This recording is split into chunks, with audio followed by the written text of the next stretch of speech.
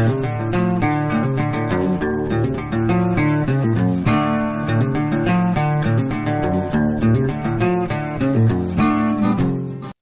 everyone, welcome back to Grandpa Mark's Hobbies and a finale of our Snap-Tight 1957 Chevy Bel Air kit from Revell. Man, oh man, I'm telling you, let me get the guys out of the way. They are having a blast today. Grandpa Mark stopped in the shop, says hi to everyone. And this kit, seriously, was a blast. I had just as much fun building this kit as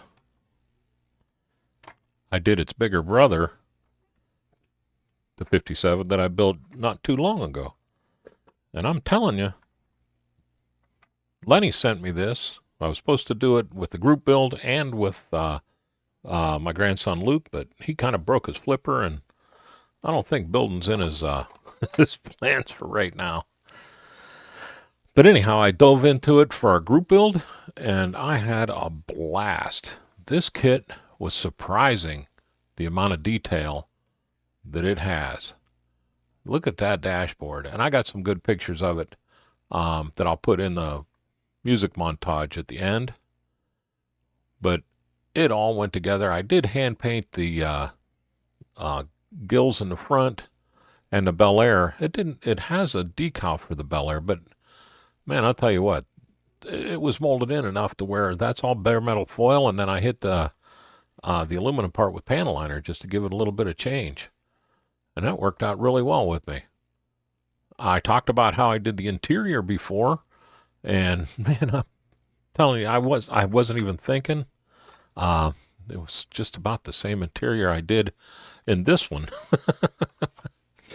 But I love it. I think that's why I did it, is I really like the way that red looks with that black. I mean, that looks sharp in there. But no engine, which is fine because it made it to where we could get the headlights lit. And I also lit up the taillights. And what I just drilled them in, and I have a video on that. I drilled them in, pulled them in this way, Mod Podged over them a few times until I got a lens over top of them, and then just painted that Mod Podge clear red. So it went pretty good. I still have to put a little bit of decal set right here on this, but man, everything else dropped down so nice on here. Everything I used for the decals.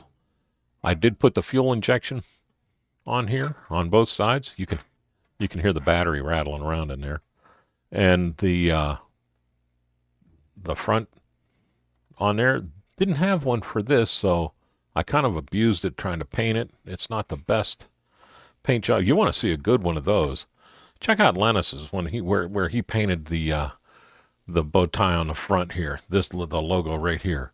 Gee whiz, man. It came out really good. But I'm dropping stuff all over the place here. Let me flip this thing over. And I want to put it on a towel. I don't want to scratch that. There's no clear coat on this. That is just Tamiya's gloss black. I sprayed that using their new TG Mobius with a 0.5 millimeter fan tip in it. There's the underside. I did add to this kit. I added the traction bars to it.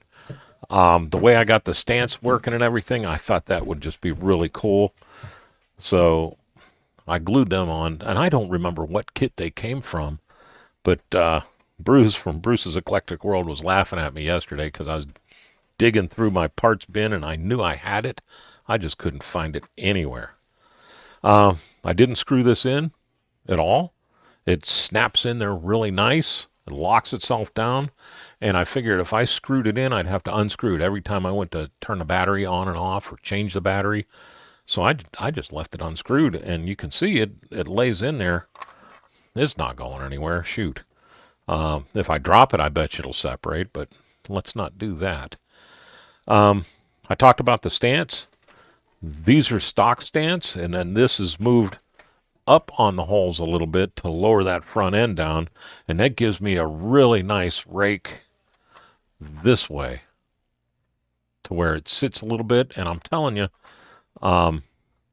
here's a picture of this thing on the side view, and I think this would have made a really cool Batmobile.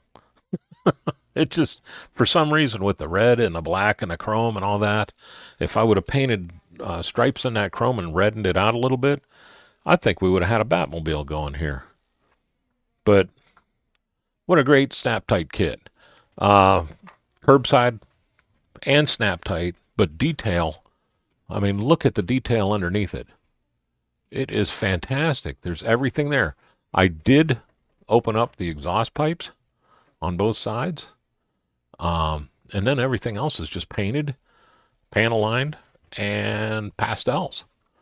I use the Weathermaster on here, and then I panel lined over top of that like I always do. And I'm figuring this is the sway bar up front, so I painted that the aluminum. But with that, oh, and I put a dome light in there too. And it really looks good in the dark. You'll see that in the music montage.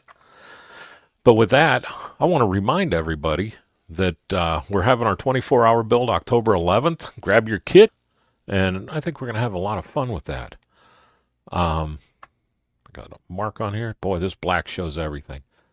I want to thank Gallery, because without them, I wouldn't be able to do what I'm doing. I want to thank our veterans, our active duty members, and our first responders for everything they do just to keep us safe and being able to do what we're doing. And again, I want to say hi to Jason, Mike, and Bruce for Automotive Model Car Livecast every Thursday at 8. And with that, I'll bring you back to the car. I think we need to start the music. So I want to say thank you all for watching. You all have a great day and a better tomorrow.